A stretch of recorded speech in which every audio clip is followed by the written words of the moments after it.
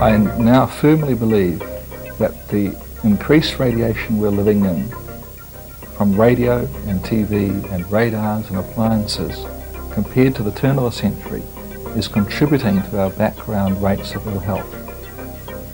The evidence shows that there's a causal link between the radiation and alteration of cellular tissue in the brain. The research indicates that there is no significant scientific nexus between the use of cellular phones and a variety of different health effects that have been investigated since.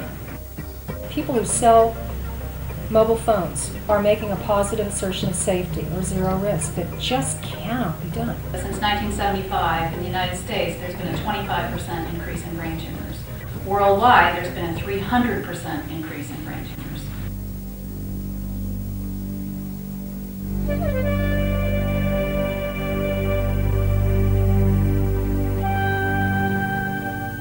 Over millions of years, life has evolved on an Earth where the natural background level of radio frequency radiation, or RFR, has been very low.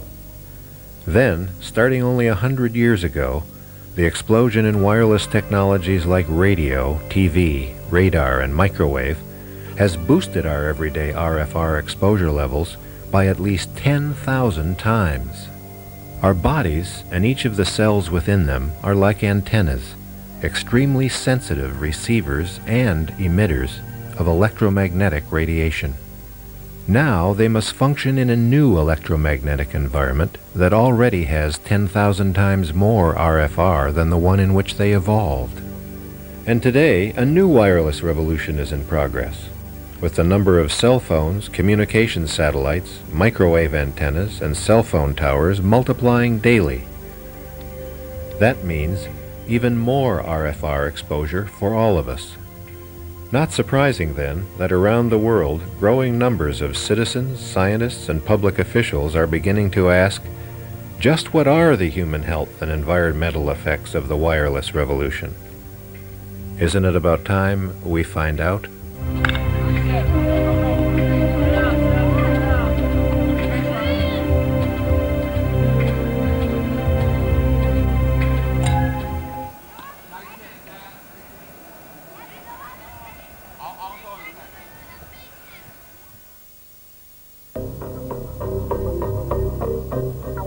The Northern California Cancer Center has been tracking this since the 70s. The report came out to the public about 5 years ago that in Marin County we had the highest rate of breast cancer in the world, they said at the time, but certainly in the United States as far as we know.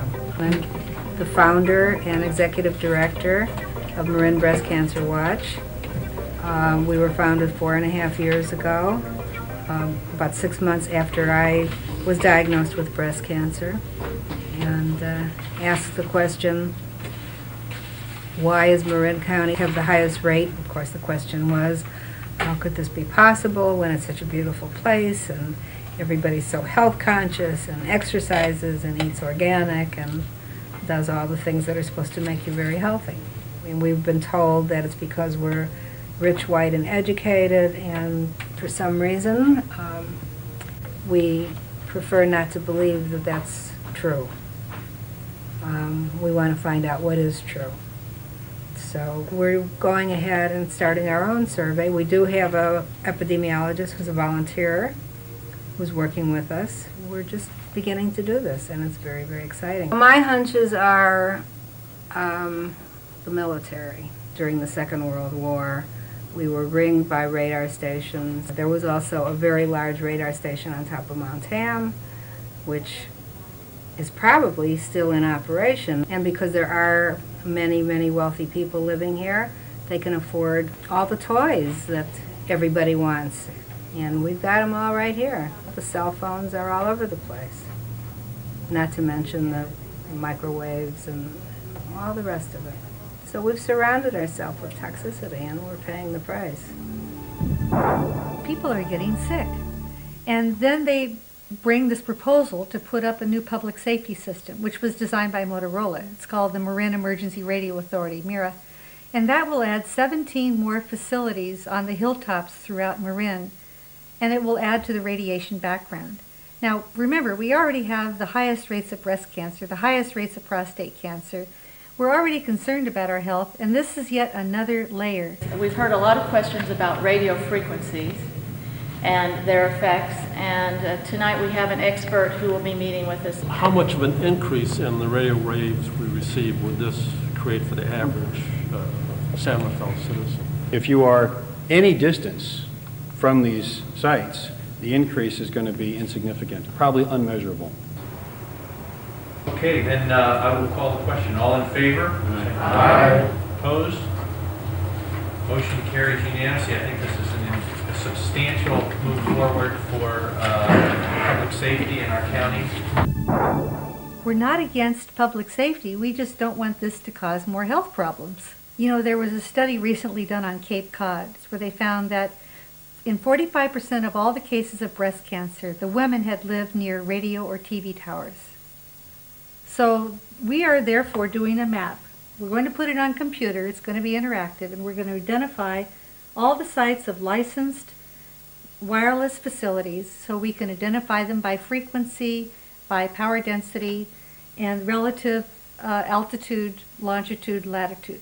So we can calculate the exposure conditions to the nearby communities and compare the epidemiology study results that are being done by the Marin Breast Cancer Watch to see whether these facilities, in addition to what else is already there, may be causing harm. Right across the Golden Gate in San Francisco, there is a huge 990-foot tower called Sutro Tower. It has nearly 200 antennas there already, and there are